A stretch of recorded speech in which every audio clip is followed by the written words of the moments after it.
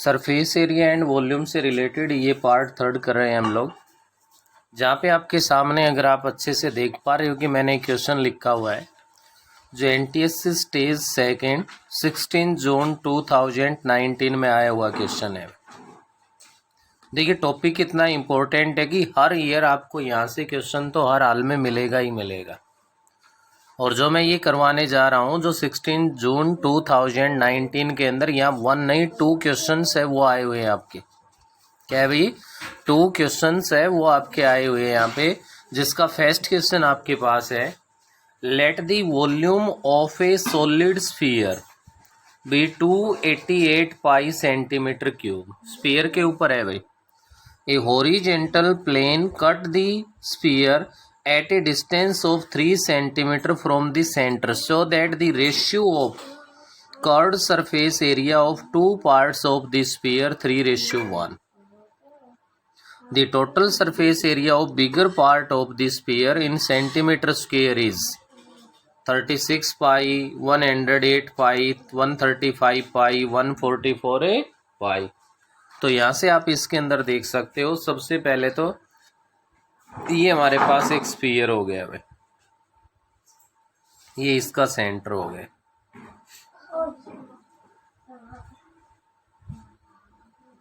ये तो सेंटर के लिए हो गया ये प्लेन, तो अगर आप इसके पैरेलल हॉरिजॉन्टल लेना चाहो तो।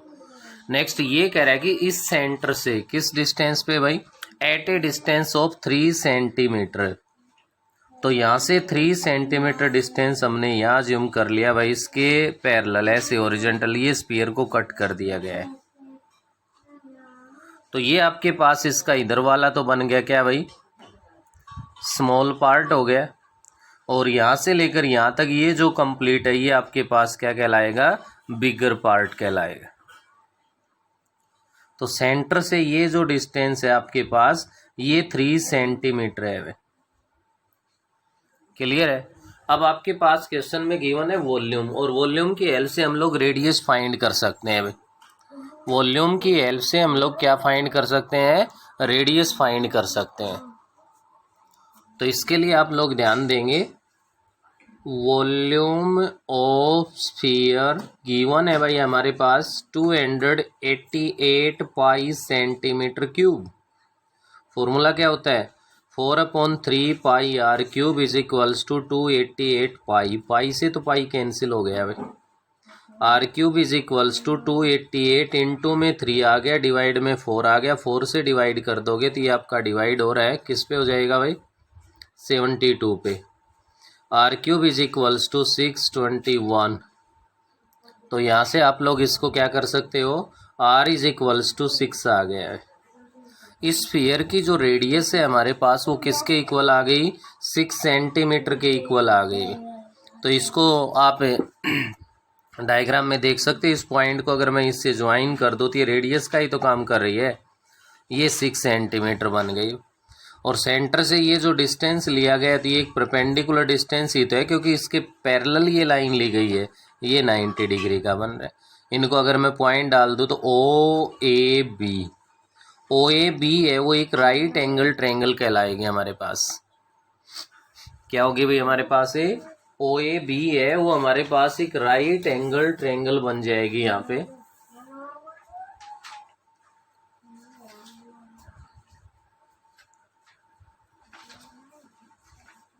तो ये तो आपके पास क्या चुका है भाई? इसके अंदर रेडियस ऑफ स्फीयर है वो हम फाइंड कर चुके हैं।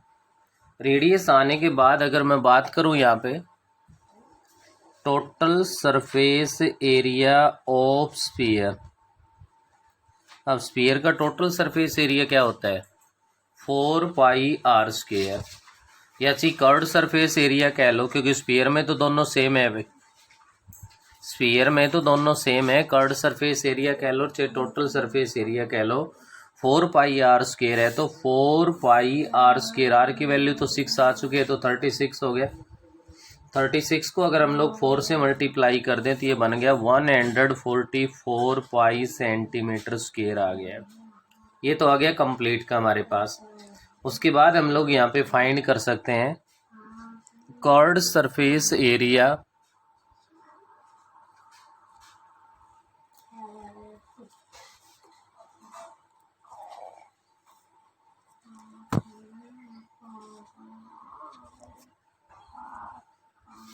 क्या आ जाएगा भाई इसके अंदर? Curved surface area of bigger sphere. Bigger sphere की अगर मैं बात करूं तो बिगर स्फीयर का जो कर्व्ड सरफेस एरिया है वो हमारे पास यहाँ से क्या बनेगा, आप लोग ध्यान दे सकते हो।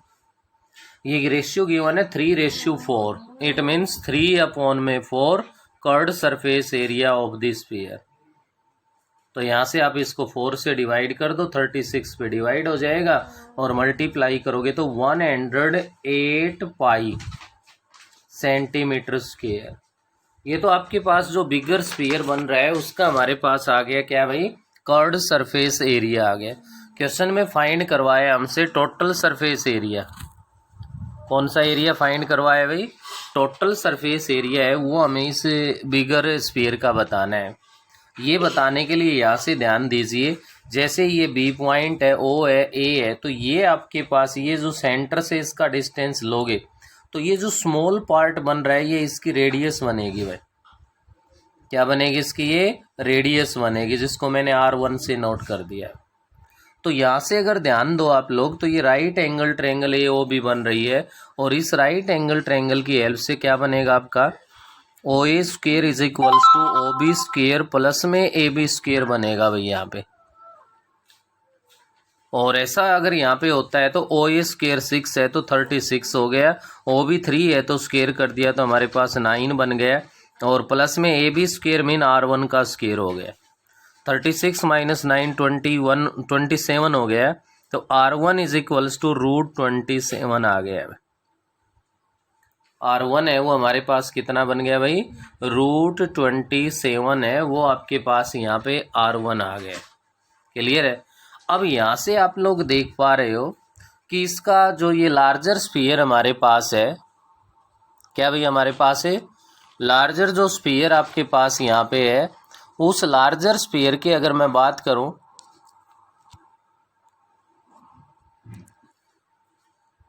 तो आपके पास इसका जो ये टॉप, क्योंकि टोटल बनने के लिए इसी की ही तो कमी है, जो यहाँ पे जो ये सर्कल बन रहा है इसी का एरिया तो हमें चाहिए।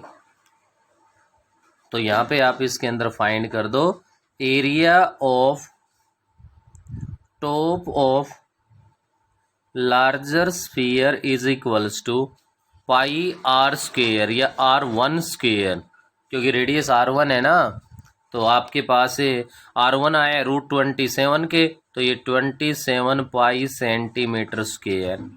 तो आप यहाँ से लिख सकते हो total surface area of bigger sphere is equals to curved surface area plus में area of top of the bigger sphere. 108 में 27 है, इसको ऐड कर दो तो ये बन गया 135 पाई सेंटीमीटर स्क्वायर आ गया। तो यहाँ से अगर इसके अकॉर्डिंग आप लोग इसमें देखोगे तो आपके पास इसके अंदर बन रहा है भाई क्या, जो ऑप्शन नंबर सी है या थर्ड जो लिखा गया है 135 है वो करेक्ट ऑप्शन है। देखिए थोड़ा सा अगर एक नॉर्मल हम लोग बुक पढ़ रहे हैं एनसीईआरटी की, वहाँ से अपने पास इस लेवल पे या इतना सीखने को नहीं मिलेगा, लेकिन इन क्वेश्चंस के ऊपर आप लोग थोड़ी सी प्रैक्टिस या थोड़ी सी मेहनत करोगे तो आप लोगों के लिए ऐसी कोई दिक्कत नहीं बनेगी। नेक्स्ट आपके पास क्वेश्चन नंबर 2 है भाई, क्योंकि 2 क्वेश्चन है वो आए हुए हैं इसमें। सेकंड जो क्वेश्चन है वो आपके सामने मैं नोट कर रहा हूँ।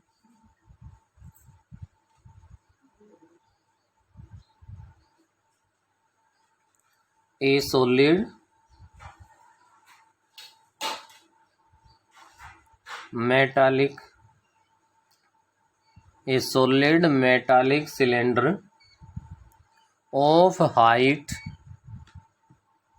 10 centimeter and 14 centimeter is melted to make 2 cones in the proportion of their volume 3:4। देखिए भाई यहाँ से स्टेटमेंट में ज़्यादा टाइम लगेगा, मैं आपको डायग्राम के अकॉर्डिंग कर रहा हूँ। ए सॉलिड मेटालिक सिलेंडर, एक सिलेंडर गिवन है आपके पास। उस सिलेंडर के लिए जो कंडीशंस, जो डाटा हमारे पास गिवन है वो कह रहा है हाइट 10 सेंटीमीटर। सिलेंडर की जो हाइट है हमारे पास वो 10 सेंटीमीटर गिवन है। नेक्स्ट डायमीटर 14 सेंटीमीटर गिवन है, तो इसकी जो रेडियस हो गई वो 7 सेंटीमीटर बन गई। नेक्स्ट अगर इससे आगे मैं बात करता हूं तो ये कह रहा है is melted to make 2 cones. ये कह रहा है कि इसको मेल्ट करके 2 कोन बना दिए गए हैं, लेकिन वो सेम कोन नहीं कह रहा भाई, अलग अलग 2 कोन हो। इनकी कंडीशन गिवन है कि उनकी जो वॉल्यूम है ना उसका जो रेशियो है वो 3:4 है भाई, कीपिंग दी हाइट 10 सेंटीमीटर। ये कह रहा है इनकी जो हाइट है वो हमारे पास गिवन है 10 सेंटीमीटर। हाइट को तो 10 ही रखा गया है भाई, जो कोन बनाए गए हैं उनकी हाइट को 10 रखा गया है, और इनकी जो वॉल्यूम है उसका जो रेशियो गिवन है वो 3:4 गिवन है। नेक्स्ट आपसे क्वेश्चन के अंदर क्या कह रहा है, what would be the percentage increase in surface area. What percent पूछ रहा है कि सरफेस एरिया में कितने परसेंट इंक्रीज हो रहा है, 9, 16, 50 या 200%। तो सबसे पहले तो देखिए किसी भी शेप को मेल्ट करके और किसी दूसरी शेप में अगर कन्वर्ट किया जाता है तो फर्स्ट कंडीशन हमारी यही है कि उनकी जो वॉल्यूम है वो हमारे पास क्या होगी, इक्वल होगी। तो सबसे पहले आप लोग यहाँ से वॉल्यूम ऑफ सिलेंडर फाइंड कर दो भाई। क्या फाइंड कर दो, वॉल्यूम ऑफ सिलेंडर फाइंड कर दो। पाई आर स्क्वायर एच क्या होगी, पाई आर स्क्वायर एच। तो यहाँ से अगर मैं पाई को पाई की टर्म में रख लूँ तो ये बन गया 7 इंटू में 7 इंटू में 10 हो गया 49 इंटू 10 490 पाई सेंटीमीटर क्यूब आ गया। अब जो रेशियो गिवन है आपके पास कोन का वो आपके पास 3:4 है। क्या गिवन है हमारे पास, 3:4 है। तो वॉल्यूम ऑफ फेस्ट कोन, क्या भाई, volume of fest cone, fest का रेशियो अगर 3 है तो क्या कहोगे आप, 3/7 ऑफ वॉल्यूम ऑफ सिलेंडर 490 पाई। 7 से डिवाइड कर दिया तो ये 70 पे डिवाइड हो गया भाई, तो ये कितना बन गया, 210 पाई सेंटीमीटर क्यूब हो गया। ऐसे ही आप लिखोगे volume of second cone. Second cone की वॉल्यूम की अगर मैं बात करूं तो वो हमारे पास यहाँ से क्या बन जाएगी भाई, 4/7 इंटू में 70 पाई ना 490 पाई बनेगा, 7 से डिवाइड किया 70 हो गया, 280 पाई सेंटीमीटर क्यूब बन गया भाई। ये आ गई volume of first cone, volume of second cone. First cone की रेडियस को मैंने R1 से लिख दिया, इसकी रेडियस को मैंने R2 से ले लिया। तो यहाँ से हाइट है वो तो 10 गिवन है, हाइट 10 गिवन है, तो आप यहाँ देख सकते हो कि आपका जो R1 है वो इक्वल बनेगा किसके, 3√7 के इक्वल आ जाएगा जब आप लोग सोल्व करोगे, और R2 है वो आपका इक्वल आ जाएगा किसके, 2√21 के इक्वल आ जाएगा। ये आपके पास कोन की फर्स्ट की, कोन की सेकंड की, दोनों कोन की हमारे पास क्या फाइंड हो गई भाई, रेडियस आ गई। हाइट है वो सभी की 10 है, चाहे वो सिलेंडर हो, चाहे कोन फर्स्ट हो, चाहे कोन सेकंड हो। अब क्वेश्चन की जो स्टेटमेंट है वो ये कहती है what would be the percentage increase in the flat surface area. Flat surface area है, उसमें कह रहा है कि एरिया कितने परसेंट इंक्रीज हुआ है, हमें ये बताना है इसके अंदर। तो आप यहाँ पे इसमें ध्यान दे सकते हो वे जो परसेंटेज इंक्रीज हमारे पास हुई है उसके लिए क्या लिखोगे आप, पाई R1 स्क्वायर प्लस में पाई R2 स्क्वायर माइनस में 2 पाई R स्क्वायर और divide by 2 pi R square into 100। ये सब कुछ क्यों लिख दिया, कहाँ से लिख दिया, कैसे लिख दिया, आप इसको देख सकते हो भाई। फ्लैट सरफेस की बात कर रहा है, तो यहाँ ये डायग्राम पे फ्लैट सरफेस ये बना है और ये बना है। अब चेंज करने के बाद तो फ्लैट सरफेस तो ये दो ही बने हैं, दोनों सर्कल की ही तो शेप में है। इसका मतलब पाई r1 स्क्वायर है, इसका मतलब पाई r2 स्क्वायर है हमारे पास। इन दोनों का सम कर दूं तो सिलेंडर की बात करता हूं तो सिलेंडर में फ्लैट सरफेस आपका एक ये बन गया और एक ये बन गया भाई, डबल हो गए ना। डबल हो गए तो पाई r स्क्वायर ये और पाई r स्क्वायर ये। इन दोनों के सम में से इन दोनों के सम को सब्ट्रैक्ट कर दूं तो वो इंक्रीज हुआ ना, तो परसेंटेज फाइंड कर रहे तो जितना इंक्रीज हुआ है डिवाइड बाय ओरिजिनल, ओरिजिनल मतलब जो इनिशियल है वो, और इनटू में 100। मैंने यहाँ पे डायरेक्ट इसको इकट्ठा लिख दिया। तो इसके अकॉर्डिंग आप लोग देख सकते हो पाई तो कॉमन लेके न्यूमरेटर और डिनोमिनेटर से आप लोग डिवाइड कर सकते हो, कैंसिल कर सकते हो भाई। तो r1 स्क्वायर, अब r1 कितना है 3√7 है, 3√7 का स्क्वायर प्लस में r2 स्क्वायर 2√21 का स्क्वायर हो गया, माइनस में 2r स्क्वायर, तो 2 इंटू में r हमारे पास 7 है, 7 का स्क्वायर हो गया भाई, divide by 2 pi r square, 7 का स्क्वायर हो गया, पाई से पाई डिवाइड हो गया। अब 3√7 का स्क्वायर है तो 9 इंटू में 7 हो गया, 63 बन गया। प्लस में हमारे पास 2 इंटू में √21 है, तो ये आपके पास 2 का तो 4 बन गया, 21 बन गया। 4 को 21 से मल्टीप्लाई कर दो 84 हो गया। माइनस में 7 का स्क्वायर 49 हो गया, इंटू में 2 है 98 बन गया, डिवाइड बाई 98, इंटू में 100 आ जाएगा। तो यहाँ से आप लोग इसको सोल्व करोगे तो आपके पास सोल्व करने के बाद आप देख सकते हो कि जो न्यूमरेटर है उस न्यूमरेटर में हमारे पास क्या बचेगा भाई, 3 प्लस में 4 कितना हो गया 7 हो गया, 8 6 14 हो गया, माइनस 98 है अपॉन 98 है, इंटू में 100 है। तो इसको सब्ट्रैक्ट कर दीजिए, सब्ट्रैक्ट किया तो कितना आ गया भाई 9, और हमारे पास 13 में से 9 गया 4, 49 अपॉन 98 इंटू 100 बन गया, 49 से 2 पे डिवाइड हो गया, 50% है वो इंक्रीज हो गया भाई। कितने परसेंट इंक्रीज हो गया, 50% इंक्रीज हो गए। तो ऐसा नहीं है कि आप लोग इसको नहीं कर सकते, मेन ये डायग्राम ये समझने का काम है। अगर इनको ध्यान से आप लोग समझोगे तो किसी प्रकार की दिक्कत नहीं बनेगी भाई। फिर इन्होंने टोटल कर्व्ड सरफेस एरिया में इंक्रीज वगैरह परसेंटेज ऐसा कुछ नहीं फाइंड करवाया, केवल आप लोगों से फाइंड करवाया तो फ्लैट सरफेस है उसके अंदर क्या चेंज हो रहा है हमारे पास वो फाइंड करवा रहा है। इसके बाद नेक्स्ट देखिए अपने पास जिस बुक से हम लोग काम कर रहे थे उस पे जो क्वेश्चंस है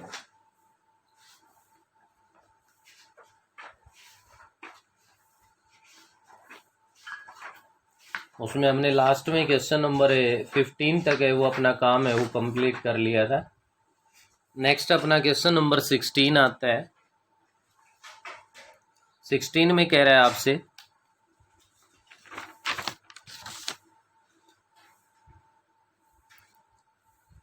A right circular cylinder has its height equal to 2 times of its radius. Right circular cylinder has its height equal to 2 times of its radius. It is inscribed in a right circular cone. Main तो यहाँ से काम पूरा हुआ है भाई। एक कोन है और उस कोन के अंदर ये कह रहा है कि एक सिलेंडर बना हुआ है, ये। इसके बाद अपने पास अगर आगे कंडीशन को पढ़ते हैं तो ये कह रहा है height equals to 2 times of its radius. अगर इसकी रेडियस को मैंने स्मॉल r से किसकी रेडियस को लिखा है, सिलेंडर की रेडियस को, तो सिलेंडर की जो हाइट है वो कह रहा है किसका 2 टाइम्स है, तो h is equals to 2r है भाई हमारे पास। नेक्स्ट आपके पास आगे बढ़ते हैं तो inscribed in a cone having diameter equal to 10 centimetre. इसका डायमीटर 10 सेंटीमीटर है तो आपके पास जो रेडियस बनेगी वो 5 सेंटीमीटर हो गई भाई कोन के लिए। नेक्स्ट अपने पास हाइट 12 सेंटीमीटर है, कोन की जो हाइट गिवन है वो आपके पास कैपिटल H से मैंने लिख दी 12 सेंटीमीटर है। And the axis of both the cylinder and cone are coincide, the volume of the cylinder is approximately. Cylinder की जो वॉल्यूम है वो आपसे फाइंड करवा रहा है। सिलेंडर की वॉल्यूम तो हम लोग तब फाइंड कर सकते हैं जब हमारे पास आर और एच की वैल्यू आ जाए। अब आर और एच का तो रिलेशन आर में ही है, तो अगर आर आ जाए तो हमारे पास क्या हो सकता है भाई, यहाँ पे वॉल्यूम फाइंड कर सकते हैं। मैंने यहाँ पे नेम डाल दिया ए, इस पॉइंट को लिख दिया बी, इसको लिख दिया सी, और इसको लिख दिया डी, और इसको लिख दिया ई। अब आप लोग ध्यान दे सकते हो, ऐसे अगर किसी कोन में सिलेंडर बना हुआ हो तो हमेशा ध्यान दीजिए, ये जो ट्रायंगल ए बी ई है ये सिमिलर होगी ट्रायंगल ए सी डी के। ट्रायंगल ए बी ई है वो सिमिलर होगी ट्रायंगल ए सी डी के भाई। क्यों? ये 90 डिग्री का एंगल बन गया, ये कॉमन हो गया, ये एक्सिस पैरेलल ही तो होते हैं, तो ये एंगल इसके इक्वल हो गया हमारे पास। अगर ये सिमिलर है तो इनकी साइड्स है वो किस में होंगी भाई, सेम रेशियो में होंगी। सेम रेशियो में होंगी तो ए बी अपॉन में ए सी, देखिए A B upon A C is equals to B E upon में सी डी। थर्ड बनेगा ए ई अपॉन में ए डी, लेकिन हमें स्लैंट हाइट से रिलेटेड तो कुछ गिवन ही नहीं है, तो कोई फ़ायदा नहीं, हमें उसका कोई यूज नहीं करना। अब ये लिखते हो तो ए बी, ध्यान दीजिए यहाँ पे ये कंप्लीट 12 है, ये एच है, इस एच का मतलब 2r है, तो ये 12 माइनस 2r बन गया ना। तो ए बी को आप लोग क्या लिख सकते हो, 12 माइनस में 2r डिवाइड बाई ए सी है वो कंप्लीट है, वो 12 के इक्वल है। नेक्स्ट बी तो स्मॉल आर है, वही रेडियस हमारे पास सिलेंडर की, और अपॉन में सी डी तो कैपिटल आर है जो कि क्या आ गया, 5 आ गया। यहाँ से आप लोग इनको क्रॉस मल्टीप्लाई कर दें, और क्रॉस मल्टीप्लिकेशन की हेल्प से आप लोग इसमें देख सकते हो, ये बन गया भाई 5 से, तो मैं इधर मल्टीप्लाई कर दूं इसमें, तो अपने पास ये कहलाए कितना, 60 माइनस में 10r is equals to 12r। और ऐसा करते तो 10r को इधर ऐड कर दिया जाए तो ये बन गया कितना, 22। 60 इज इक्वल्स टू 22r, 2 से 11 और 30, यहाँ से आपके पास r की जो वैल्यू बनेगी वो 30 अपॉन में 11 आ गई। कितनी आ गई, 30 अपॉन 11। जब ये r की वैल्यू है तो क्लियर है कि h है वो आपका 2r है भाई, तो आप यहाँ से फाइंड कर सकते हो वॉल्यूम ऑफ सिलेंडर क्या होती है, पाई r स्क्वायर h। तो पाई की वैल्यू आपके पास 22 अपॉन में 7 है, क्योंकि आंसर जो गिवन है वो अप्रोक्सीमेटली डेसिमल में गिवन है हमारे पास।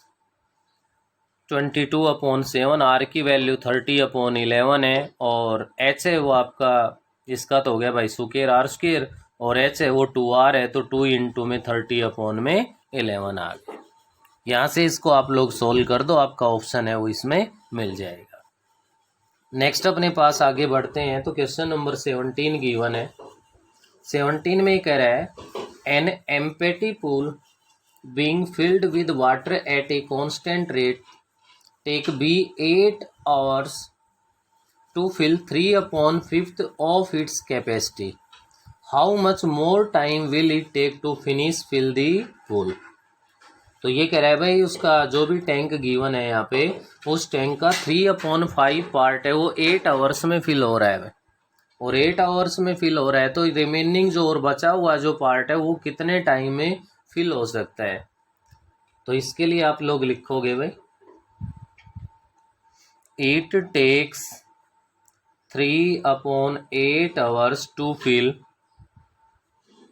3/5 पार्ट। क्लियर है? तो यहाँ से हम लोग क्या लिख सकते हैं, इन 1 hour it can take 3/5,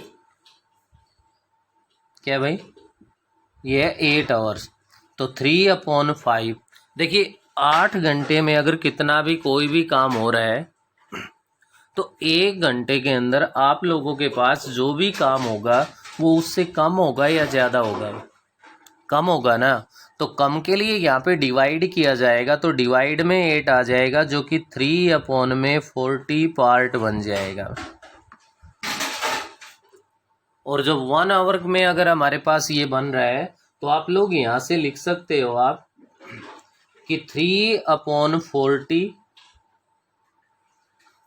capacity filled in 1 hour।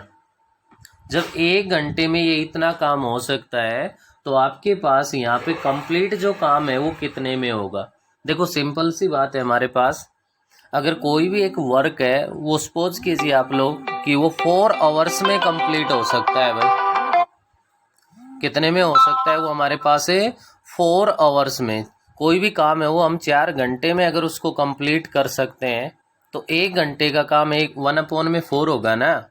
वही बात यहाँ पे है, अगर कोई काम है उसका 1/4 पार्ट 1 घंटे में हो रहा है तो वो कंप्लीट कितने में होगा, 4 में। तो उसका रेसिप्रोकल आएगा, और रेसिप्रोकल आएगा तो यहाँ पे आप लोग क्या लिख सकते हैं, इसके अंदर है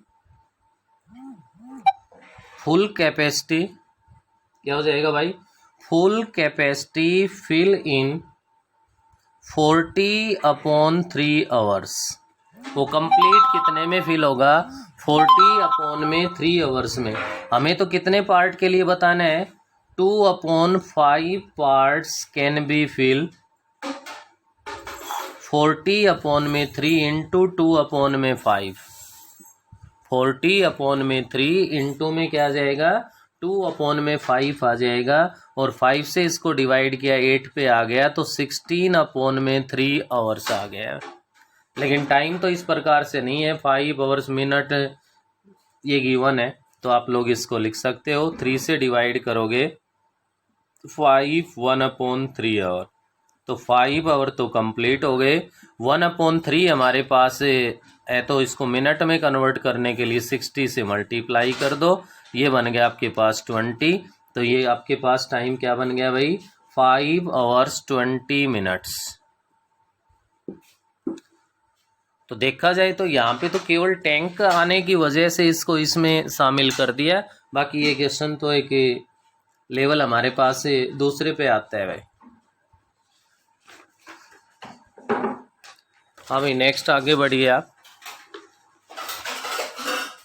क्वेश्चन नंबर 18 है अपने पास।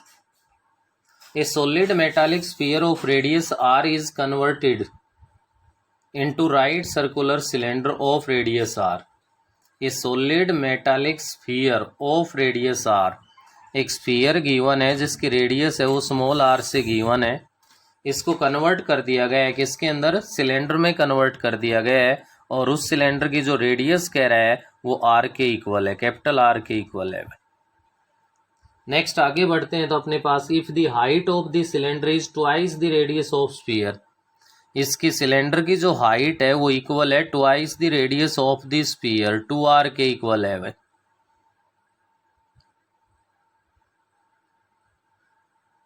तो देन रिलेशन कह रहा है कि जो आपके पास r और r में दोनों की रेडियस में जो रिलेशन है वो जब इसको मेल्ट करके ये बनाया गया तो क्लियर है कि इन दोनों की वॉल्यूम इक्वल होगी। तो volume of sphere is equals to volume of cylinder. Volume of sphere लोगे तो 4/3 pi r cube is equals to pi r square h। h means क्या आ जाएगा, 2r आ जाएगा भाई। तो यहाँ से आप देख सकते हो r से आपका r की 1 पावर लेस हो गई, 2 रह गई इधर, पाई से पाई है वो डिवाइड हो गया, इस 2 से ये 2 पे डिवाइड हो गया, 2/3 r square is equals to r square हो गया। तो रिलेशन में अगर देखो तो capital R is equals to, condition given है तो स्क्वायर रूट लोगे, यहाँ से स्क्वायर रूट अगर आप लोगे तो यहाँ से जो कैपिटल R बनेगा आपका वो क्या बनेगा भाई, √2/3 R बनेगा हमारे पास, या जिसको ये लिख सकते हो √2/√3 इंटू में R बन गया। ये आपके पास है वो रिलेशन आ गया। ये 18 का क्वेश्चन है। नेक्स्ट 19 का क्वेश्चन कह रहा है if the edge of a regular tetrahedron is equals to 1 centimetre. तो यहाँ पे आपके पास side of a regular tetrahedron है वो हमारे पास गिवन है 1 सेंटीमीटर। देन इट्स वॉल्यूम, तो वॉल्यूम के लिए जो फॉर्मूला है वो आप सब बच्चे वो नोट कर लें, यहाँ से ध्यान कर लें आप लोग। वॉल्यूम ऑफ रेगुलर टेट्राहेड्रन होता है हमारे पास a³/6√2। क्या होता है, a³/6√2 होता है भाई। तो ये है वो आपके पास साइड होगी उस रेगुलर टेट्राहेड्रन की, तो यहाँ से आपके पास जो वॉल्यूम बनेगी, अब एक ही वैल्यू तो 1 है, तो 1 का क्यूब तो 1 हो गया, 1/6√2 आ गया। अब देख पा रहे कि 1/6√2 तो कोई ऑप्शन ही नहीं है। नहीं है तो एक ऑप्शन देखिए आपका सी का √2/12 गिवन है। रैशनलाइजेशन ऑफ डिनोमिनेटर कर दो, √2 से मल्टीप्लाई, √2 से डिवाइड। √2 में बन गया आपका 6 × 2 12। तो ऑप्शन सी है वो आपका यहाँ पे क्या बन रहा है, करेक्ट ऑप्शन। तो इस क्वेश्चन का सबसे मेन पॉइंट यही है, volume of regular tetrahedron is equals to a³ और ए है वो आपके पास क्या होगी, साइड ऑफ रेगुलर टेट्राहेड्रन होगी। तो ये आप लोगों के पास हम लोग लास्ट 3 डेज से जितने भी क्वेश्चन, जितने भी प्रैक्टिस कर रहे हैं, सारे के सारे क्वेश्चन से आपके एनटीएससी में किसी न किसी स्टेट में आए हुए हैं। मैक्सिमम क्वेश्चन पे हमने उन पे काम किया है जो आपके पास हरियाणा एनटीएससी में आए हुए हैं। तो ऐसा इस प्रकार से कोई मुश्किल अपने पास स्टेप नहीं है और ना ही इतने मुश्किल कोई क्वेश्चंस है कि हम लोग चाह के उनको ना कर सकें। लेकिन इन पे बेटे प्रैक्टिस हमें करनी पड़ेगी अगर कुछ अच्छा करके दिखाना है तो।